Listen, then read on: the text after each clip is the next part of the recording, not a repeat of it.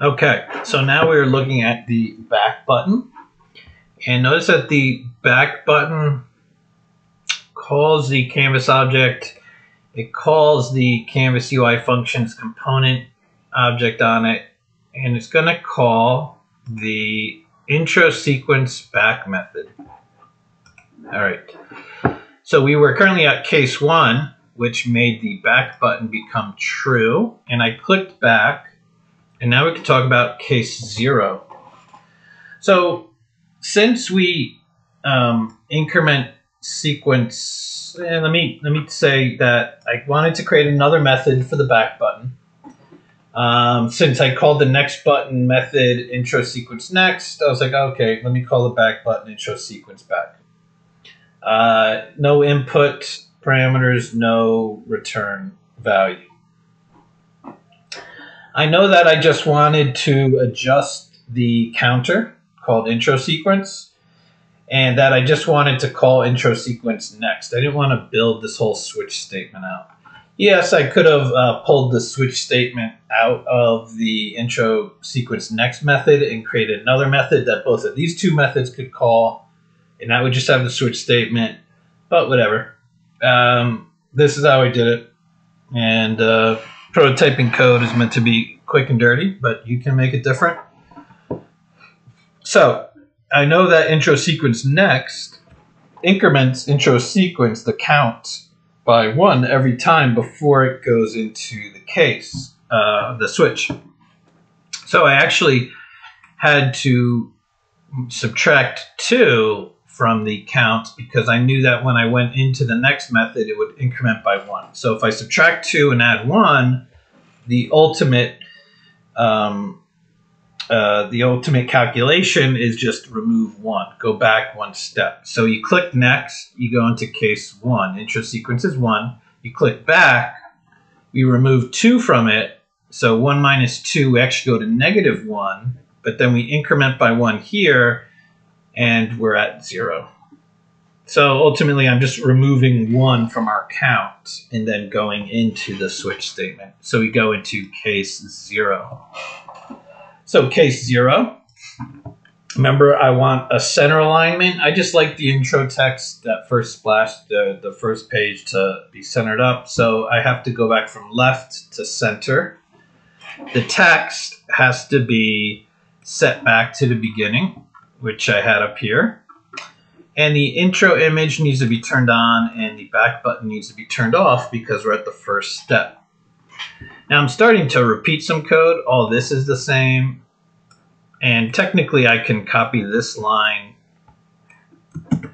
up here because we could just do that to initialize the beginning. Now we have like all this code is the same. So when you start having duplicate code, it might be better to just pull that out. So something like initialize intro, maybe something like that, right? So this is a private because I haven't stated it. It's a method, nothing in, nothing out. I can just take all this lines of code and just run it here, then just call this here and call it here, and it does the same thing. Now when I need to change this, I can just change it once here. So when we go in the awake method, we just go to this method, which really just runs these lines of code. And when we press next and then back, go back to case 0, we just do the same. We will call this initialize intro, and this text will be called. So never, you really want to get away from do not duplicating code because it's such a surefire way to make a mistake, because you won't keep both updated at the same time.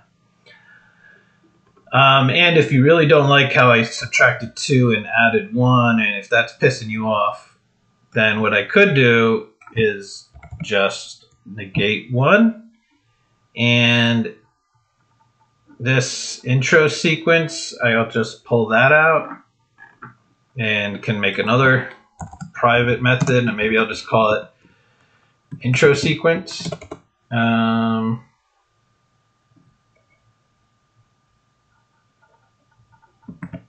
intro sequence, maybe I'll call it set intro sequence.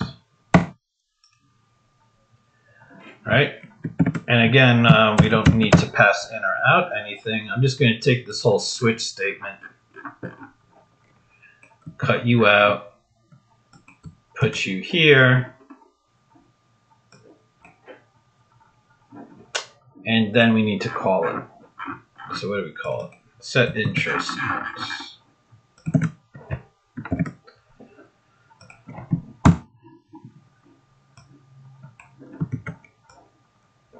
So now all we're doing is incrementing the count by 1 when we hit the next button and go into set intro sequence. Or if we do the back button, we can subtract by 1 our count and go into set intro sequence. In either case,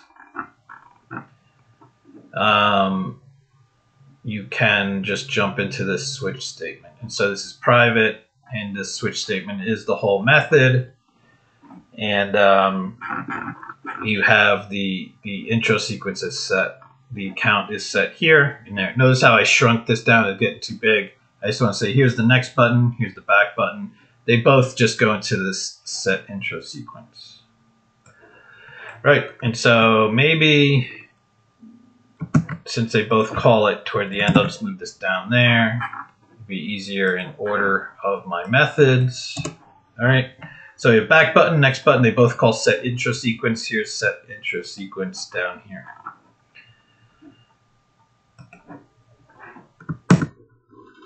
All right. In either case, now I'm starting to pull large chunks of code into their own methods, and it's just hopefully making things easier to read. So adjust the count one way or another and go into this method called set intro sequence in both cases. So hopefully that's easier to read. Same with initialize intro. So since we just did a bunch of changes to the code, I should really take a look, see if my logic is correct, or if I did some change that wasn't what I intended. If my code is not correct, but I click start, that's correct. So the initialize the intro is good, and next and back are working fine. So I can cycle through, cycle back. My count is still working. I can jump out, jump back in, and it starts from the beginning. Great, it still works fine. If I get all the way to the end, the next button is gone because there's no more. And I can jump back and forth at the end. So great, everything is still good. So hope maybe that's a little bit more cleaner to you what all this is doing and the next and the back button are doing. And let's just jump back in to the cases. And case 1 was the overview, and we turned off intro image, turned on the back button, and we did the alignment left. Now we don't need to do that stuff moving down here. It just stays that alignment. You have to move through. We're moving in sequence. You can't jump more than 1. So I know that you're going to move through case 1 to get to 2, 3, 4, 5, 6, and what have you. So it's okay to just set the stuff here once and not do it down here. So if you notice down here, I'm just setting the text. In this case, proposed edTech solution, double space, and I copied and pasted the whole paragraph, and it's kind of hard. I'll move to the left. You see how long it is. It keeps going and going and going, and then it's the end of the string, semicolon. We end our command line. Now, since I set the text box to the size that I wish it to be, it wraps the text for me. So I don't have to keep doing new line, new line, new line, finding where in my line of text I have to actually manually drop down my new line. Since my text box is size appropriately, I let my text box take care of when to wrap the sentence into the new line. And I don't know why this red, someone's probably gonna ask me, why is this red X through, it's definitely this thing. And I don't know, sometimes what I've noticed with the big red X is you're looking at it from the back of it, but I looked at it from this side and it's red X on both. I don't know, it's just some from TextMesh Pro. Usually I'm used to seeing that with images. that are flipped. Like if you're going negative in one direction, like a negative width or this or that or what have you. Top. Oh, do I have my top and bottom flipped? No, I don't think so. I'll take a quick look. What if my top is up there and my bottom? Yep, okay. I had the text flipped. So I had my top and bottom reversed. I had my top at the bottom, my bottom at the top. And notice how the red X is gone. So that was that issue. And just to make sure that it didn't mess with any formatting or anything, let me move through this. Yeah, everything still looks good. Yep.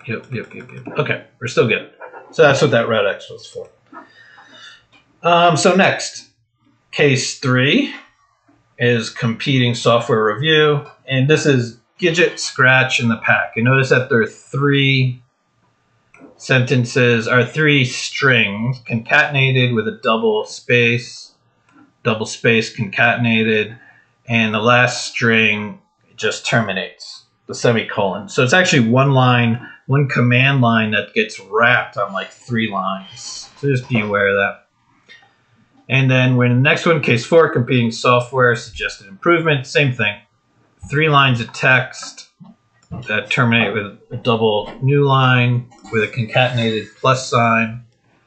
Second one, double new line, concatenated plus sign. And then we have the last line, better accessibility, with just a termination, a semicolon.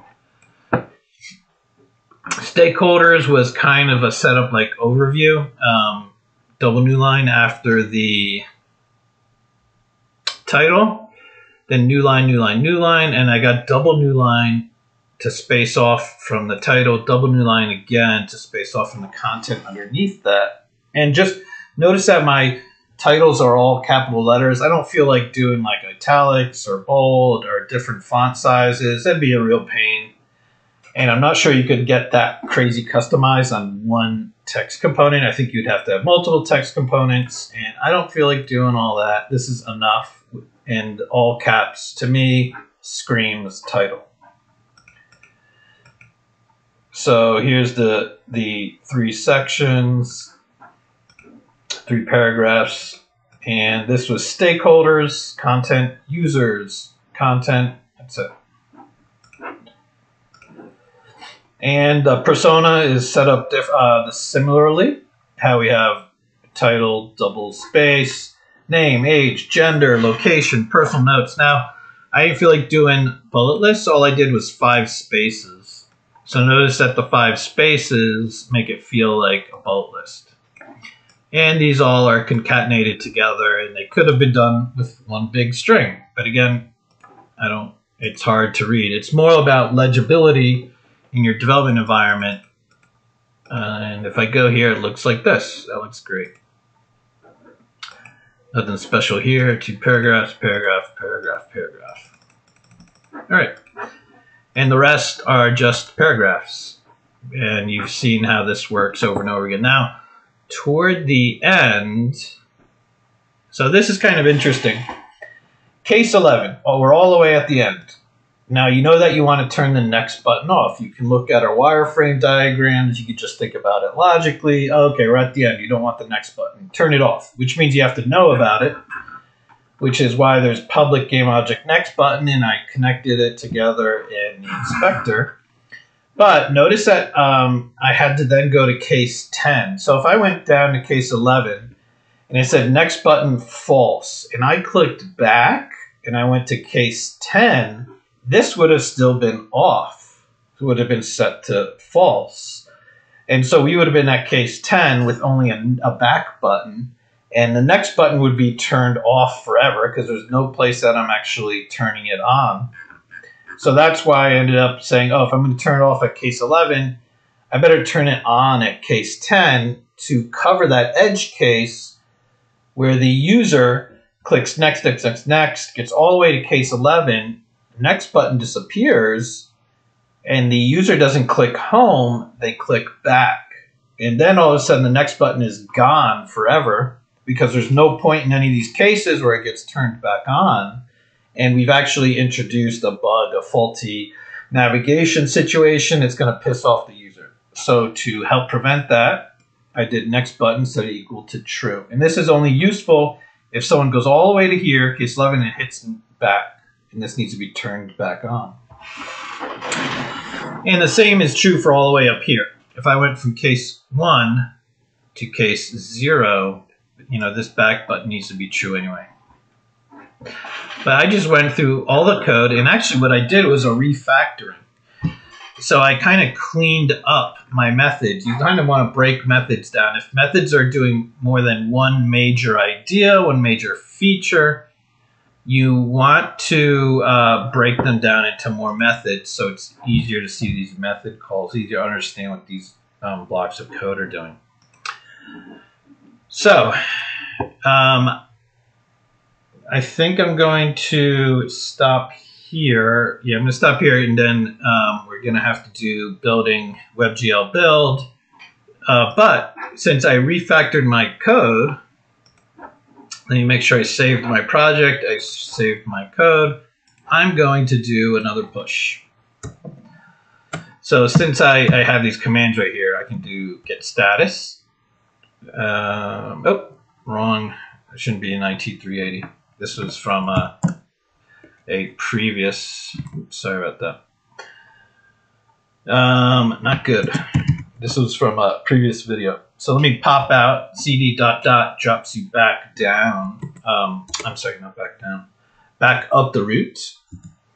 And I want to go into educational software design class project. And now I'm in the local repo for this actual project. So if I do git status, yep. So here's interesting. I have some modifications and I have some untracked files. So modified means they were added in, they were committed, but we modified them. So these are scenes, asset scenes, the title scene, the intro scene, and the Canvas UI script has previously been created, added, what have you. And it saw that I modified them. That's good. I did change them. That's correct. I can accept that. Now we have some new stuff here. I did import in a new JPEG, and I did make this other script that I was making while I was showing you. I wanted to remake this script, and so I put it here.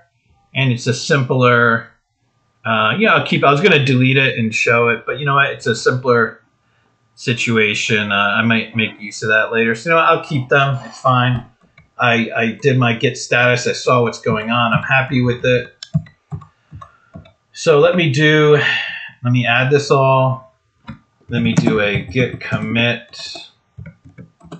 And this is a major thing I did was refactor Canvas UI function script for easier to read methods. So refactor means there's no new functionality or features. You just clean something up. Maybe you fix some bugs. Maybe you got rid of some bad naming conventions. Actually, it's probably not a bug. You probably state, I fixed this bug, I fixed that, because you were given it a bug issue. So refactoring is mostly like just clean up, proper naming, removing around code, rebuilding some classes. In this case, you saw I created a few more methods to make it much easier to read the code. So I'll stick to that. So I added, I committed, now I have to push.